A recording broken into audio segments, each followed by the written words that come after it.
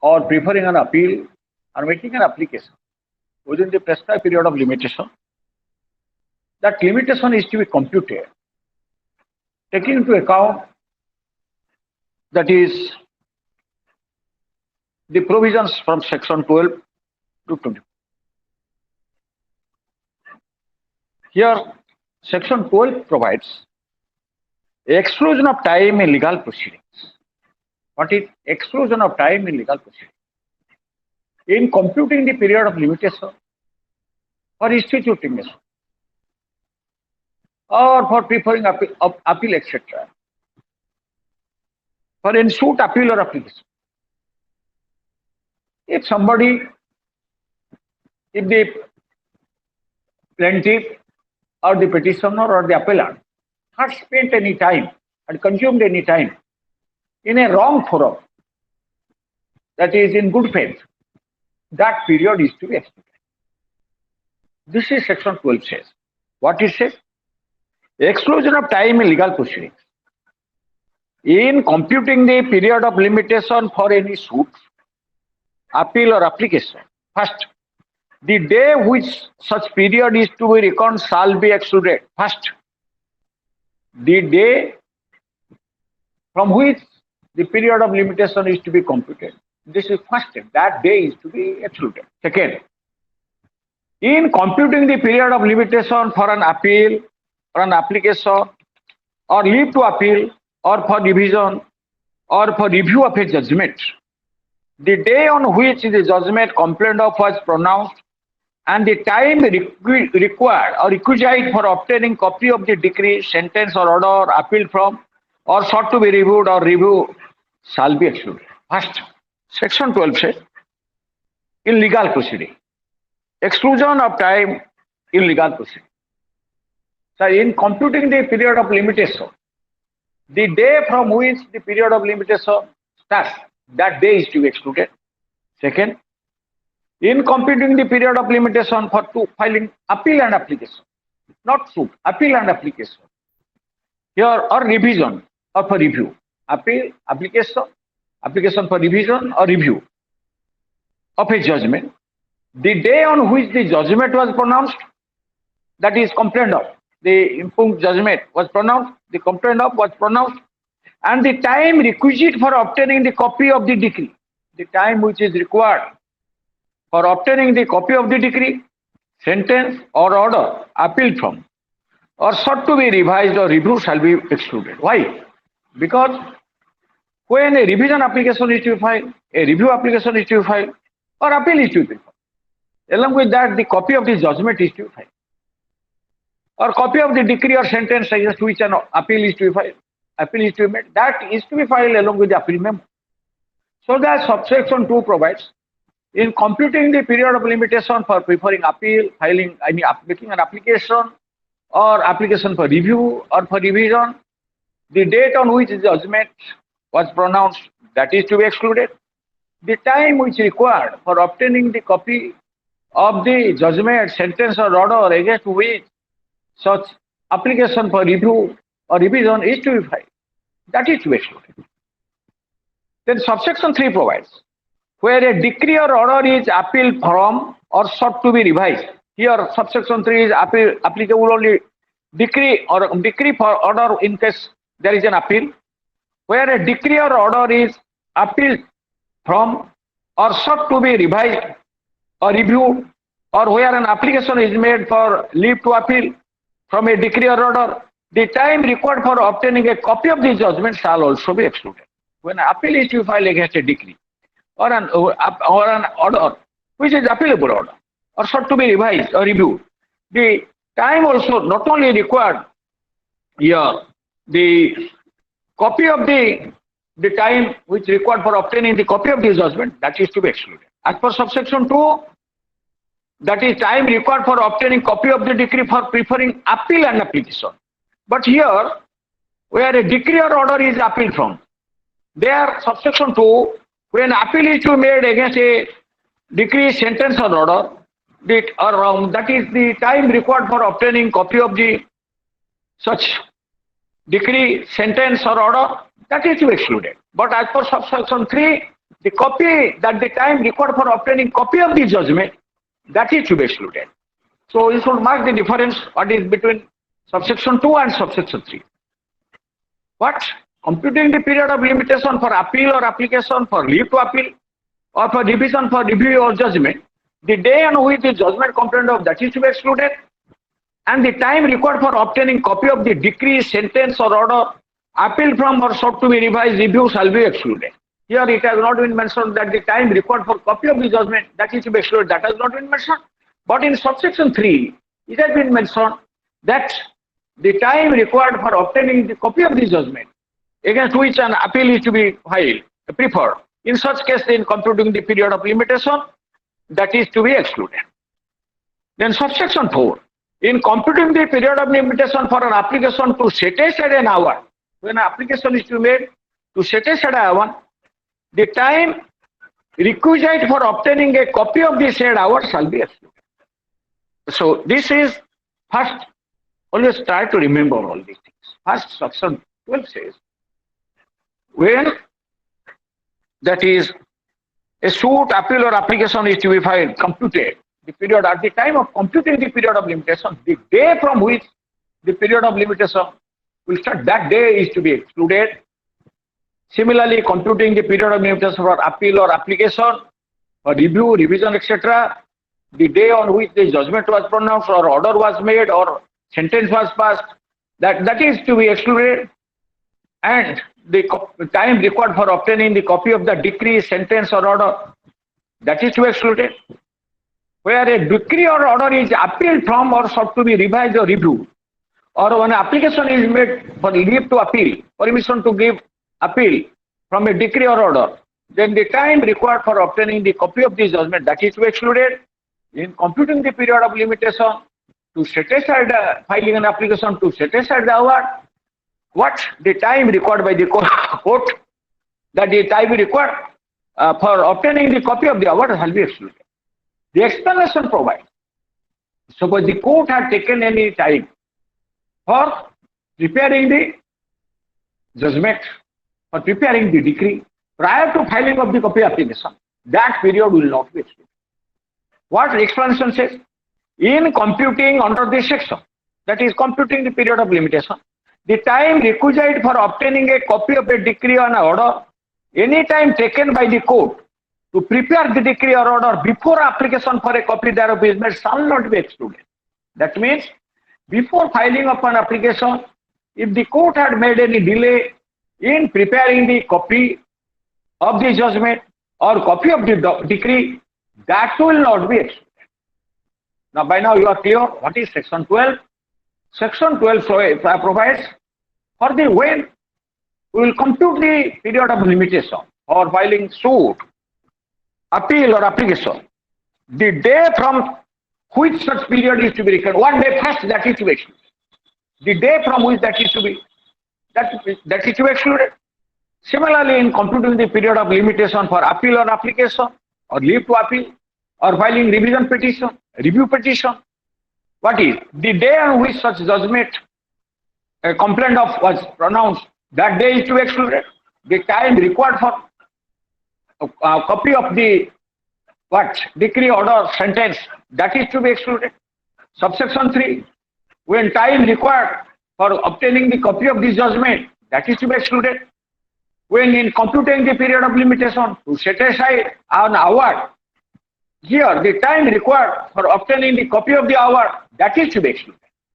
The explanation provides that if the court had taken any time for preparing the judgment or copy of the decree, etc., before filing of the application for that is for copy, that period will not be excluded. This is section 12. 13. Exclusion of time in case where leave to sue or appeal as a purport is applied for. Now, purport is not there. A suit can be filed by as an indigent person. So, in computing the what it says, exclusion of time in case where leave to sue or appeal as a purport is applied for. Or to sue as an indigent person, or to permit or to file prefer an appeal as an indigent person, an application is to be made before the court to permit or to give leave for filing such suit or for filing such appeal as a purpose or as an indigent person.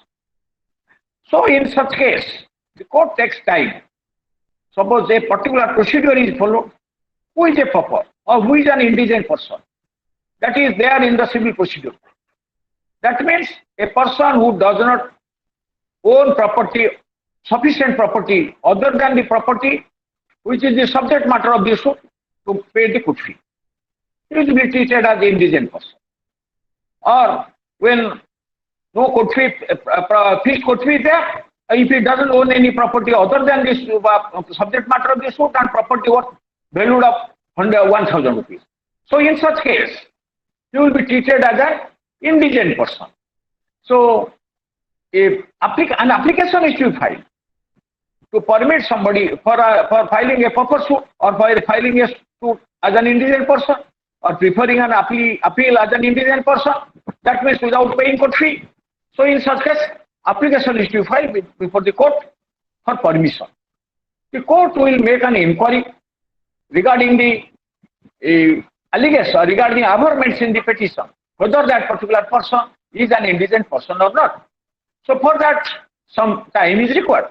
So that's why the time, what it provides in computing the period of limitation prescribed for any suit, appeal, in any case, where an application for leave to sue or appeal as a pauper has been made, when an application has been filed by somebody to permit him to sue as an indigent person or to prefer appeal as an indigent person, then what has been made? And it has been, suppose it is rejected, that petition is rejected. The time during which the application has been prosecuting in good faith, his application for such leave shall be excluded. If it is allowed, okay, because if it is allowed, suppose the pauper petition is allowed, or the petition to permit that petition to leave, petition of leave for filing a suit as an indigent person or preferring an appeal as an indigent person, that is allowed, okay. So from the day when that application is, that will be cut off time to compute the period of limitation. But suppose that application was rejected.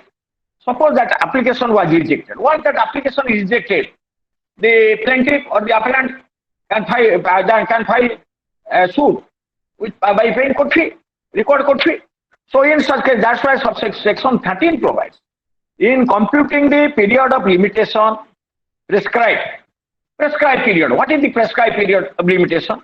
For any suit or appeal, in case where an application had been filed to permit somebody to sue as an indigent person or to permit somebody to prefer appeal as an indigent person, if that application is rejected, if in good faith the applicant was seeking the leave of the court, was asking for the leave of the court to permit him to sue as an indigent person, then that period, during which the application has been prosecuted in good faith, that period is to be excluded. And the court may, on payment of the court fees prescribed for such suit or appeal, treat the suit or appeal as having the same force and effect as if the court fees had been paid in the first instance. If the court fee is paid, prescribed court fee is paid for the suit or on the appeal, after rejection of the application of the person to permit him to sue as an indigent person or to prefer appeal as an indigent person, and that was rejected. Suppose it took 3 months' time to reject that application. So in good faith, the applicant was prosecuting that application. So that period is to be excluded for the purpose of computing the period of limitation. If the concerned person, if that applicant pays the required court fee for the suit or required court fee for the appeal, then the court will accept. On accepting same, then it is to be treated.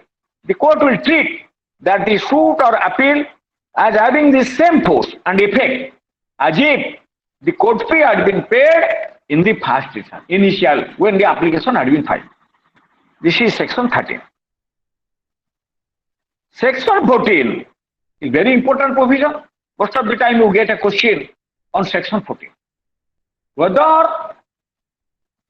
in computing the period of limitation, if a person was prosecuting or has filed a suit in a wrong forum and was prosecuting that suit in good faith, that is to be excluded. This section 14 says, exclusion of time of proceeding bona fide in court without jurisdiction. You should remember, if somebody had filed a suit in a wrong forum, bona fide, and ultimately it was found that that forum was not the competent, that competent court was not the competent to try the suit or hear the suit. In such case, during the period during which that person was prosecuting that suit in good faith, that period is to be excluded. What it provides? In computing the period of limitation for any suit, only suit, the time during which the plaintiff has been prosecuting with due diligence another civil proceeding, whether in the court of first instance or appeal or division against the defendant, shall be excluded where the proceeding relates to the same matter is issue and is prosecuted in good faith in a court which from defect of jurisdiction or other cause of a like nature is unable to entertain it. This section 14 is applicable when the plaintiff was prosecuting or has instituted a suit in a wrong forum. Section 14 says, if the plaintiff had instituted a suit in a wrong forum and you are prosecuting in good faith that suit in that forum, and ultimately it was then later he was asked to file the suit in the proper court. So in computing the period of limitation for filing that suit, the period during which the plaintiff was prosecuting that suit in good faith and due diligence, that period is to be excluded, provided the defendant must be the same in the previous suit and the subject matter of the suit must be the same in both the suits. This is section 14.1. Then 14.2 says, in computing the period of limitation for an application, always be careful which is applicable to suit, which is applicable to application, which is applicable to appeal. In subsection 2 says, in computing the period of limitation for an application, the time during which the application has been prosecuting with due diligence another civil proceeding, and whether it court of first instance, appeal or revision, even in computing the period of limitation for making an application, if the applicant was prosecuting the similar application with due diligence in another civil proceeding, whether in a court of first instance, that is initial court, or in appeal or revision, again the same party for the same relief shall be excluded where such proceeding is prosecuted in good faith in court which from defect of jurisdiction or other cause of like nature is unable to entertain it. Section 14 is applicable when somebody had filed an application or a suit in a wrong forum, in a court having defective jurisdiction. That court lacks jurisdiction, but the plaintiff or the applicant was prosecuting that suit or application in good faith and with due diligence in that forum. Then suppose he lost because that court lacks the jurisdiction, so he will file the suit or application in the proper court. So in such case, in computing the period of limitation, the period during which the plaintiff or the applicant was prosecuting that proceeding against the same party for the same matter, that period is to be excluded. Then subsection 3 says, notwithstanding anything contained in Rule 2 of Order 23 of the Code of Civil Procedure 9 and 8, the provisions of subsection 1 shall apply in relation to a fresh suit instead on permission granted by the court under Rule 1 of the order. Sometimes that is Order 23 provides, Order 23 of the Civil Procedure Code provides that The court may permit the plaintiff to withdraw the suit with liberty to file fresh suit. Where there is, that is, when the suit will, there are some formal defects in the suit, or there are some technical defects in the suit, for that the suit will fail. In such case, the plaintiff may be permitted by the court to withdraw the suit with liberty to file fresh suit. So we here, if as per the provisions of Order 23, the court permits the plaintiff to withdraw the suit with liberty to file fresh suit. In such case, when such permission is given, then the provision of subsection 1. Subsection 1 means that the period during which a person was prosecuting a suit in good faith or making an application, that is to be excluded. Similarly, that period is to be excluded once there is a permission of the court to the plaintiff to withdraw the suit and to file a fresh suit. So in such case, the period during which that suit was pending in that court, that period is to be excluded, as because in view of the provisions, specific provisions in order, that is in section 14, rule 3 of the Limitation Act. What it says, when the court, that is, notwithstanding anything contained in rule 2 of order 23 of the Code of Civil Procedure, the provision of subsection 1 shall apply in relation to a fresh suit instead on permission granted by court under rule of the order. So rule 2 says, when a person withdraws the suit and files a fresh suit, that period of limitation will not be condoned. But here, when permission is not granted, but when the permission has been given to the plaintiff to withdraw the suit with regard to file fresh suit, then the period during which that suit was pending, that is to be computed for the purpose of limitation. Is ground of such first suit must fail by reason of defect in jurisdiction of the court or other cause of like nature. What is cause of like nature? Defective jurisdiction is there. For this explanation says, for the purpose of this section, in excluding the time during which a former civil proceeding was pending, so some former civil proceeding during which that was pending, that period is to be excluded. In computing that period, the day on which that proceeding was initiated and the day on which it ended shall also both be counted. The day on which that previous civil proceeding was instituted, the day on which what has concluded, that both the days will be computed, will be counted. A plaintiff or an applicant resisting an appeal shall be deemed to be prosecuting a proceeding. Prosecuting a proceeding in good faith, that is plaintiff or an appellant, that is plaintiff or an applicant resisting an appeal. If the plaintiff is resisting appeal, shall be deemed to be prosecuting in proceedings. Misgender parties, suppose misgender parties or cause of action shall be deemed to be a cause of like nature. Here, they say defective jurisdiction and like nature. What is that? Misgender party or what is that? A cause of action. Cause of action, misgender party or a causes of action shall be deemed to be cause of like nature with defect of jurisdiction. So that will be treated as defective jurisdiction. What is misgender party and what is non-gender party? You are aware, in the Civil Procedure Code, misgender party and non-gender party and proper party, you should know. And this non-gender, when there is a suit will not fail because of misgender of a party. But due to non-gender, proper party and necessary party, you should know. In a civil procedure, in a suit, a person is proper party whose presence is required for just of the. No relief is given against that person. So here,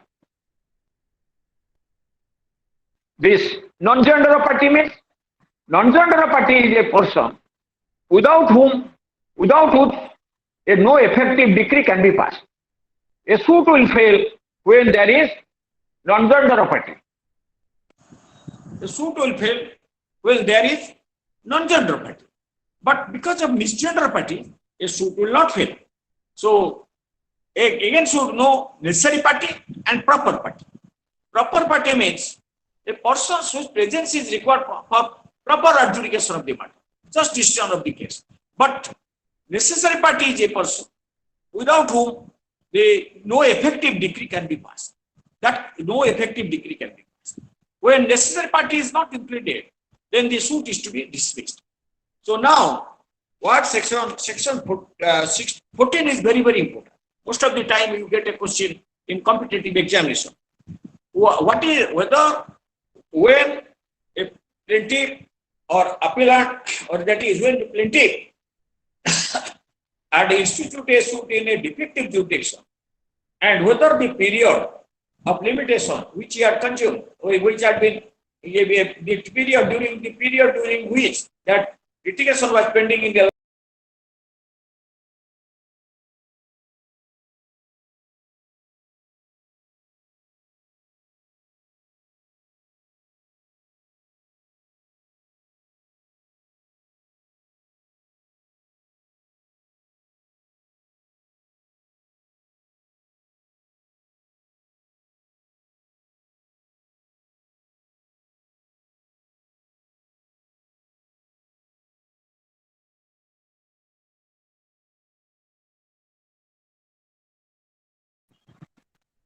So, if due diligence in any suit, prosecuting any suit, that period is to be excluded.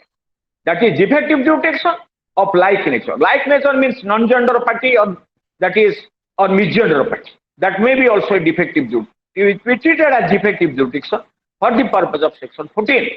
So, in computing the period of limitation for instituting a suit or for making an application for appeal, if the plaintiff or the applicant had consumed any time in a wrong forum, in a forum having defective jurisdiction, that period is to be excluded.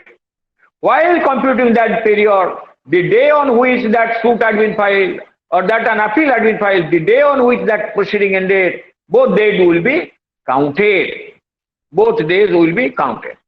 As per subsection 3, when permission is given by the court to institute a suit with liberty to file fresh suit, then the period during which that suit was pending in that the court which had permitted that for withdrawal, that period will also be excluded, notwithstanding the provision in Rule 2 of Order 23 of the Civil Procedure Code that such time will not be given. When no permission has been taken from the court to institute a fresh suit. Section 15 says, exclusion of type in certain other cases. This you should remember. Exclusion of type in certain, you make a chart of it so that you can have a mastery on this limitation act. What section 15 says? Exclusion of time in certain other cases. First, we discuss exclusion of time in legal proceeding, the day of judgment, the day of order, that is to be excluded. As per section 12, the time consumed, time required for obtaining copies of the judgment, decree, etc., that is to be excluded. As per section 13, in a proper suit, the time required when the petition is rejected, the period during which that application is filed, or to give permission to sue as on paper, that is to be excluded. As per section 14, if a person has prosecuted a suit or an appeal in a wrong forum, defective forum, that is to be excluded. Good faith and due diligence. Section 15 gives a list of that exclusion of time in certain other cases. First, in computing the period of limitation for any suit or application for the execution of a decree. Look at suit and execution of decree are always in same manner that is to be treated. In computing the period of limitation for institution of a suit or filing an application for execution of a decree, the institution or execution of which has been stayed by injunction or order, the time of the continuance of that injunction order, the day on which it was issued or made, and the day on which it was withdrawn shall be excluded. So first say, while computing the period of limitation to institute a suit or making an application for execution of a decree, if such institution of such suit or filing of such application had been stayed in by a superior court or by any court, that during that stay period, that period is to be excluded, and the day on which that injunction was issued, the day on which that injunction was vacated, that was withdrawn, that is, day on which it was withdrawn. Both days will be excluded. First. Second, in computing the period of limitation for any suit which notice has been given, suppose you know, before instituting a suit against the government, that is section 80 of the Civil Procedure Code requires that notice should be given. To whom? To the secretary of the concerned secretary of the government, or to the collector of the different case, or in case of this railway, the general manager of that railway. So here, subsection 2 provides, in computing the period of limitation for any suit of which notice has been given, or for which the previous consent or sanction of the government or any other authority required. Suppose law requires for instituting a suit, notice is to be given, or the consent or sanction of the government is required in accordance with the requirement of any law for the time being enforced. As per the law for the time being enforced, the period of such notice, or as the case may be, the time required for obtaining such consent or sanction shall be excluded. Here, that means if law requires, before instituting a suit, some notice is to be given, or a consent or sanction of the government is required, the time or the period of such notice, or as the case may be, the time required for obtaining consent or sanction of the government for this, that it will be excluded. Explanation provides, in excluding the time required for obtaining the consent or sanction of the government, or in certain cases, the consent or sanction of the government is required for instituting a suit against a particular matter, or any other authority, the date on which the application was made for obtaining the consent or sanction, and the date of receipt of the order of the government or other authority shall both be counted. So here, that is the notice period, the time required for obtaining consent, that is to be excluded. Again, in the computing, what is the time period of consent? Then the day on which that application was made, the day on which that application was undertaken, both to be counted. Subsection 3 says, in computing the period of limitation for any suit or application for execution of decree. Here, suit and execution of decree are in the same thing. So, decree by any receiver or interim receiver appointed in proceeding for the adjudication of a person as an insolvent. So, in computing the period of limitation of any suit or application for execution of decree, by whom? By a receiver. A receiver sometimes is appointed, he files a suit, if he institutes a suit, or he makes an application, whatever, for execution of a decree. In such case, if a receiver files that application, or an official liquidator files that application, or provisional liquidator appointed in proceeding for winding up the company. A company is owned up in a winding up proceeding. So if a liquidator is, official liquidator is appointed, if he files any suit, if he makes an application for execution of decree, the period beginning with the date of institution of such proceeding and ending with the expiry of 3 months from the date of appointment of such receiver. That means when under proceeding was instituted, the period beginning with the date of institution of such proceeding and ending with the expiry of 3 months from the date of appointment of such, when that receiver was appointed or official liquidator appointed, till that date, the institution of the suit or institution of the winding up application till appointment of receiver, and again further 3 months, that is to be excluded. So you should understand, when a receiver appointed makes an application for instituting a suit or executing a decree, or an official liquidator in a winding up proceeding institutes a suit or makes an application for execution decree, the period that is beginning with the date of institution of such proceeding. Institution of such proceeding means in which the liquidator or receiver was appointed, and ending with the expiry of 3 months from the date of appointment of such receiver. From the date of such appointment, institution of suit till appointment date, and again 3 months time. This period will be excluded. In computing the period of limitation for a suit for possession by purchaser at a sale in execution of decree.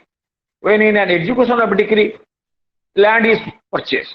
So in computing the period of limitation of her suit, so the auction purchaser may file a suit for getting possession. So while computing the period of limitation for a suit for possession by a auction purchaser in a court sale or execution decree, the time during which a proceeding to set aside the sale has been prosecuted shall be excluded. The time during which application had been filed to set aside the sale, that was pending, that the prosecuted, that was prosecuted, both that period will be excluded.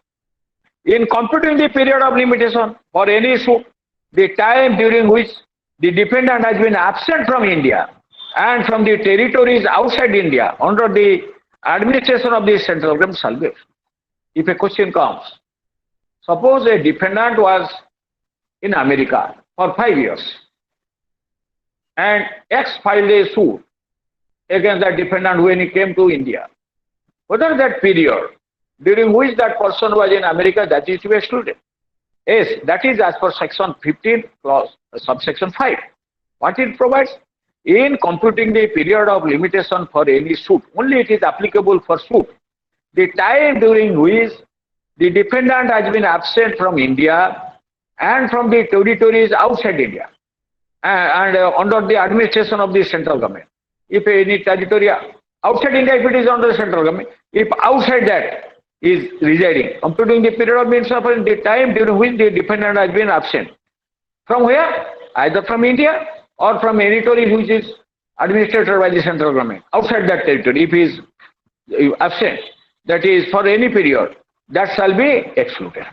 So, in section 15, at the cost of repetition, you should know that first, in computing the limitation for filing, for issuing suit or making execution application, if the filing of the institution of the suit or making that application had been stayed by an injunction of a court, that period during which that injunction order continues, that will be excluded.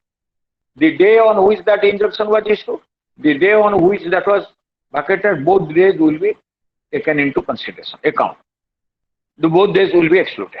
Second, in computing the period of limitation for instituting a suit against the government, or if notice is required to be given, or if any consent, or for any suit for which notice has been given, or if a consent or sanction of the government has been obtained, then the time required for giving that notice, the period of that notice, and the time required for obtaining sanction or consent of the government, that period is to exclude.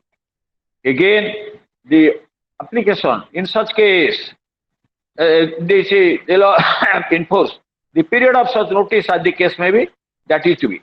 So, in excluding the time required for obtaining consent or sanction, not notice, but obtain and consent for sanction, the day on which application was given to the government for obtaining sanction or consent, the day on which that order, sanction was received, date of receipt of the order of the government, both days will be counted. Then in computing the period of limitation for any suit or application, execution decree, or interim receiver appointed in proceeding for the adjudication person as an insolvent.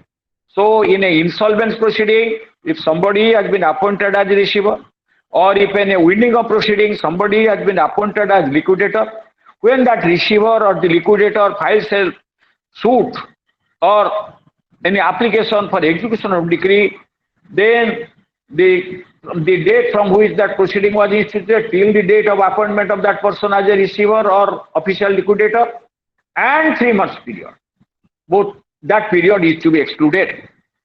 In computing the period of limitation for possession of a purchaser in a execution of decree, execution court sale, if any petition had been was pending, if somebody has instituted filed a petition to set aside that sale during that during which the proceeding to set aside the sale was pending has been prosecuted, that period is to be excluded.